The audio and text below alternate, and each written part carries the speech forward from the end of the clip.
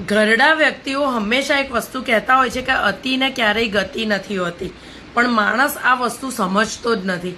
આજે આખું પ્રયાગરાજ પાણીમાં છે. પહેલા માળ સુધીનું દરેક વસ્તુઓ, દરેક ફ્લેટ ડૂબી ગયા છે.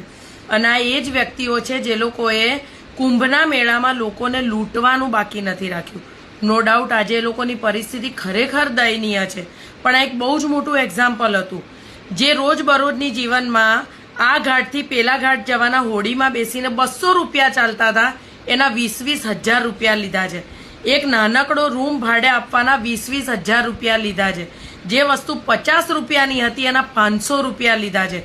બાઇક ઉપર કોઈને અહીંથી ત્યાં સુધી મૂકવા જવાના હોય એના 2,000 રૂપિયા લીધા છે. તમે વિચારો આજે કેટલા લોકો પોતાની આસ્થાને લઈને ગંગાને નમન કરવા, એને અડવા, એને પોતાના પાપ ધોવાનું તો ચલો ધોવાય છે કે નહીં એ સેકન્ડરી વસ્તુ છે, પણ એ મનમાં જે ભાવ હતો ને કે આ સમયમાં અમે લોકો ગંગાજીને અડીને અમારા આશીર્વાદ અમે લોકો લઈ શકીએ ગંગાજીના, એનો તમે લોકોએ મજાક ઉડાયો હતો. એક વસ્તુ હંમેશા યાદ રાખવી, ખોટું કરતા છે ને એક નહીં 1,00,000 વાર વિચારવાનું, કેમ કે ઉપરવાળાના ચોપડામાં છે ને ક્યારેય જ ભૂલ નથી થતી અને રબ્બાડથી ભૂસાતું બી નથી. આ વસ્તુ જિંદગીમાં ભૂલવી નહીં. આ ધાર્મિક સ્થળોએ આ બધું થાય ને ત્યારે સમજી લેવાનું કે તમે માણસાઈ ચૂકી ગયા છો. લોકોને લૂંટવાની, લોકોની આસ્થાનું મજાક બનાવવાની લિમિટ તમે લોકોએ લાવી દીધી છે, અને ભગવાનનો તો ખાલી ન ખલે ને તોય તમારું જીવન પતી જાય.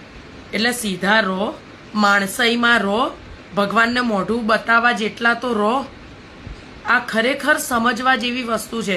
કદાચ ઘણા લોકોને આ વસ્તુ ખોટી લાગશે મારું બોલવું, પણ આ સત્ય હકીકત છે. જે લોકો ચલો જે પહોંચી વળતા હતા એ લોકોએ ત્યાં આગળ 2ના 12,000 ને 12,000ના 50,000 રૂપિયા બી આપ્યા છે. બરાબર છે. આ ફ્લાઇટોની ટિકિટો જોઈ લો કે કઈ રીતે કંપનીઓ ડૂબી રહી છે અત્યારે, એ તો તમે વિચારો. એટલે દરેક વસ્તુનો એક સમય હોય છે, અને જ્યારે લોકોને મદદ કરવી જોઈએ ત્યારે તમે એનો ફાયદો ઉઠાવવાની જે માનસિકતાથી ચાલો ને ત્યારે ભગવાન તમને ઉપર જ ડાયરેક્ટ બોલાવે છે.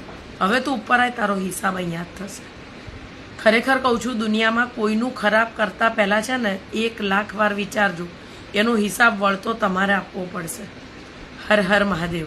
અંતે ગંગા મૈયા માટે જ તમે રૂપિયા લીધા હતા ને, ગંગા મૈયા પોતે જ ફરી વળ્યા અને બધું એની જોડે લઈ ગયા. ન્યાય અહીંયા જ થાય છે. હર હર મહાદેવ.